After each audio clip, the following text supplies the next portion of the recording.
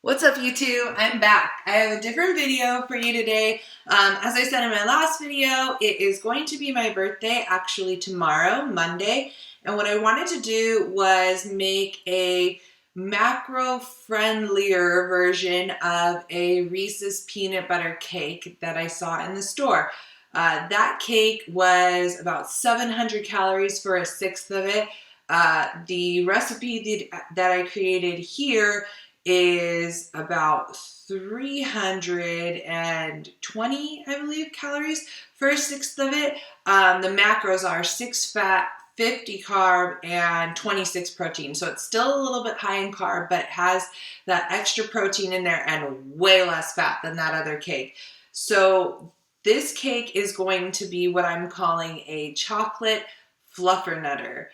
I'm going to be using, so all the ingredients that you see here, I'm going to be using. The base of the recipe is actually pumpkin, and in the interest of saving time, I've already gone ahead and weighed out 215 grams. Adding to that, what I've already measured out as a half a cup of liquid egg whites. So we're going to go ahead and whip the two of these together on high.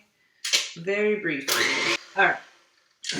Step 2, we're going to go ahead and add our spices to the pumpkin. So a lot of people think that pumpkin actually automatically has that pumpkin spice flavor to it, but actually pumpkin itself is extremely neutral. And the only spice that we're going to be adding to this is cinnamon, but only a small pinch. And that's really just to enhance the chocolate flavor that we'll be adding later. So all we're going to be adding right now is cinnamon, and then now cocoa powder. So for this recipe, it calls for 6 tablespoons.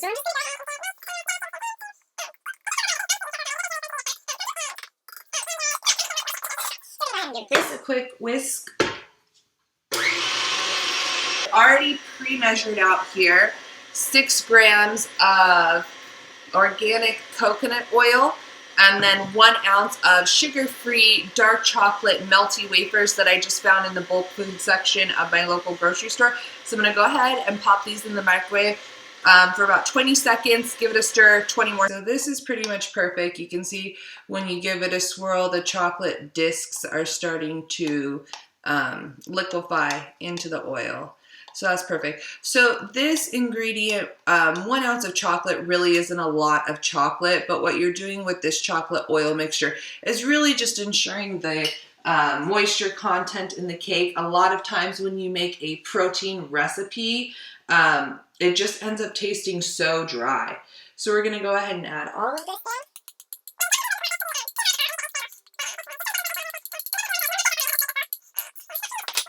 Key with this recipe is the moisture level, like I was saying about the chocolate and the oil. So one of the things I chose to do when I was creating this recipe was use honey as the main sweet. But in doing that, you need to go ahead and adjust your baking temperature down by about 25 degrees less than what it would have originally been. When I come across an ingredient like this, like honey or peanut butter, when I'm measuring it out, I really like to just measure it straight into the main bowl in the interest of saving all the calories, all the macros, just getting basically everything you're tracking. Honey.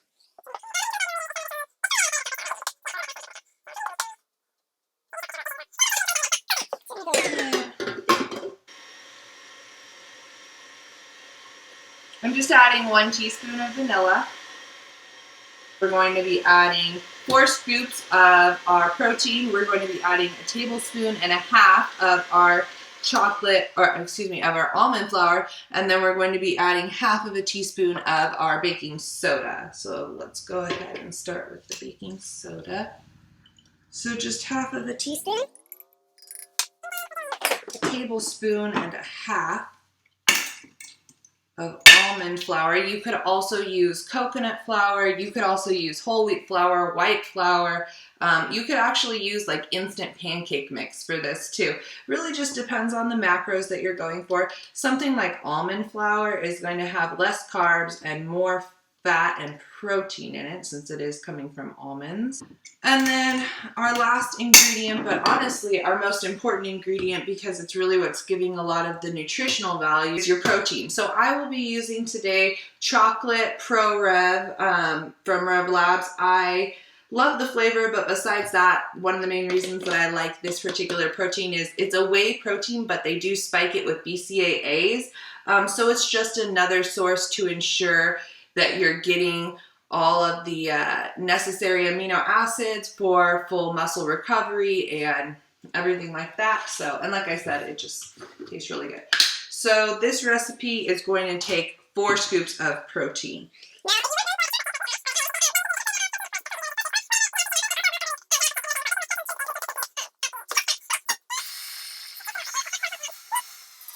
Let's make sure we got everything. We start with the pumpkin puree, we got the coconut, or the cocoa powder, the coconut oil, the dark chocolate, honey, protein powder, almond flour, egg whites, baking soda, cinnamon, vanilla. We've got it all. It's coming out on the thicker side. So what I'm going to go ahead and do for that is add just a splash of cashew milk. It is going to be a cake, so you're really looking for a cake consistency. If we're really being good and we want to track, then we should really just track. When it comes to when it comes to adding liquid, you really just want to start out little by little because you can always add more, but once it's in there, it's really hard to take it away again. So here we go. Much more of the consistency that we are hoping to achieve. As we said, it's a cake, not brownies. Team, no macros left behind here. If you're tracking it, then you should be eating it. Now let's get our pan ready. So for this recipe, I don't think I mentioned yet, this is going to serve, oh no, I did, 6. It serves 6, so that's why the macros are for a 1/6 of it. I'm going to be making it in this giant cupcake because it's for my birthday, and I can, and why not? So I'm going to be using some 0-calorie coconut spray, really making sure to get it all in there, especially because for this one that I'm using, aerosol, for this one that I'm using, it has a lot of divots in it, so we don't want the cake to get stuck. All right,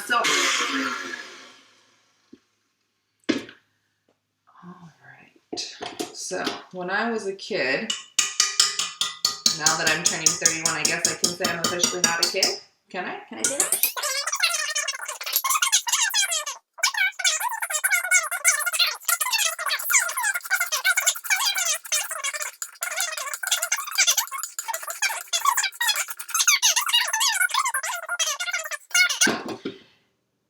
Anyway, here we go. So I'm just going to try for this one. It's going to be a little bit more than half in this side, a little bit less than half in this side, just from the sizes that they are. So, ooh, can you see that consistency? That's exactly what we're going for. It looks just like a normal cake batter. So yeah, it looks like this is going to fill up about halfway. And then we're going to leave some for the top, of course, as well.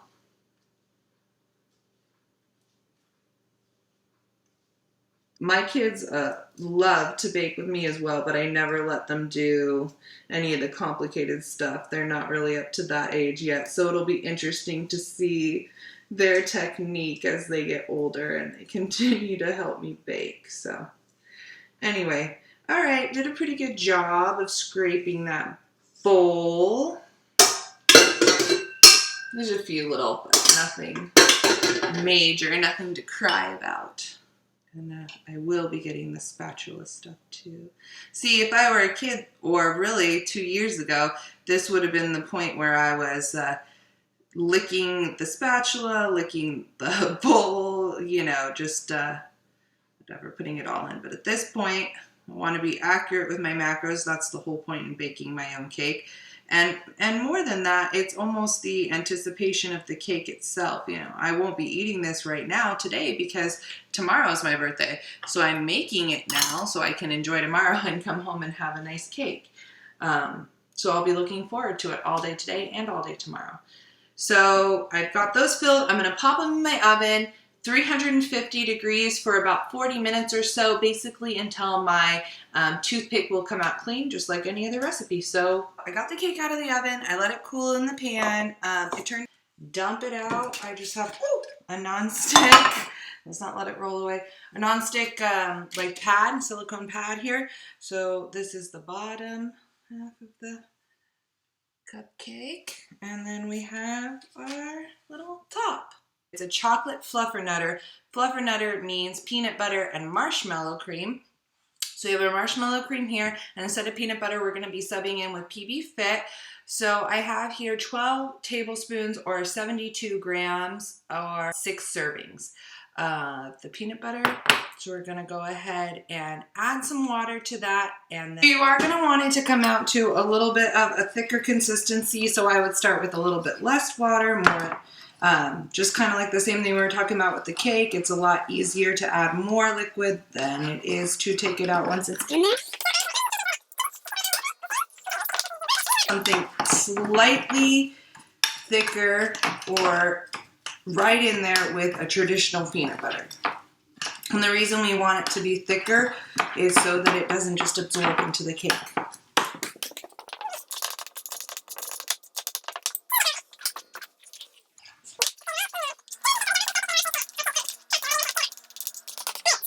Perfect. Somewhere in between like a peanut butter consistency and a pudding consistency, if you can see that. It doesn't like drip off your spoon or anything like that. Filling this guy is we're actually going to cut a portion out of the center of the bottom, fill that up with peanut butter, then put a layer of peanut butter, then a layer of the marshmallow cream, then we're going to put the top on, then we're going to do another layer of peanut butter all over the top, then another layer of marshmallow cream. So you're scooping out the center, but you're not wanting it to cut all the way through. You want there to still be a bottom on this.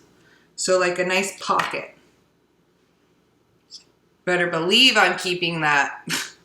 There we go. Nice hole in there. So we're going to fill that up with our peanut butter or our PB-Fit.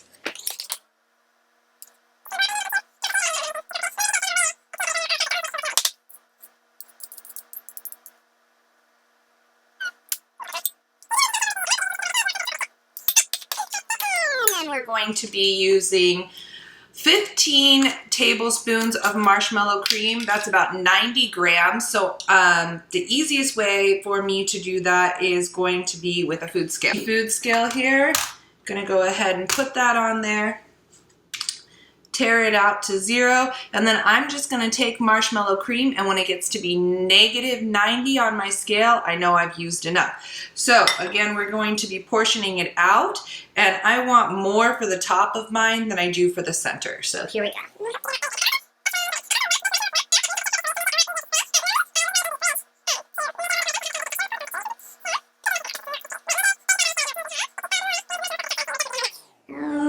I feel like this might get a little bit messy. Well, got our peanut butter, got our marshmallow. Let's put our little hat on. Oh, it looks so cute.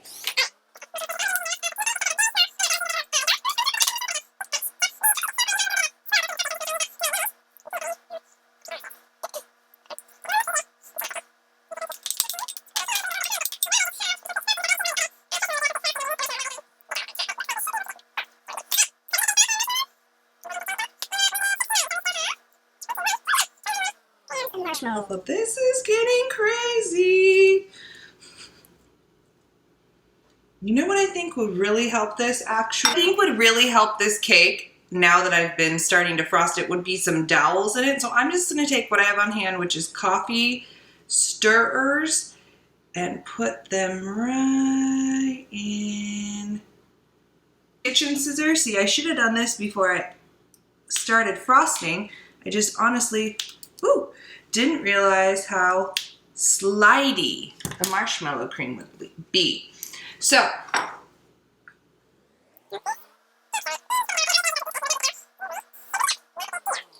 come on, FlufferNutter. Good thing this is my own birthday cake, so that if it doesn't look super pretty, it's okay and I'll still appreciate it. Actually, I think anybody that you made this cake for would still really appreciate it, because this is going to taste damn good, and it only has 6 grams of fat in it. Okay, now if you wanted to make this cake less carbs, obviously, don't use marshmallow fluff as your frosting, since it is solely a carb source.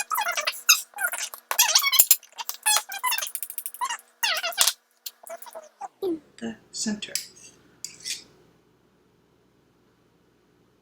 Okay, it's going to be our sprinkles, which I'm going to have to open for the first time.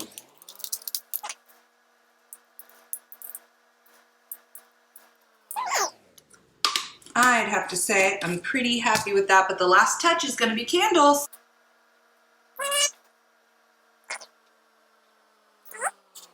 All right, I'm fairly pleased with how this came out, I have to say. Let's see if we can pick it up. Can you see that? Holy moly. It smells so good. Oh, I can't wait for my birthday tomorrow. I'll let you know how it tastes. Holy, it's dripping. Oh.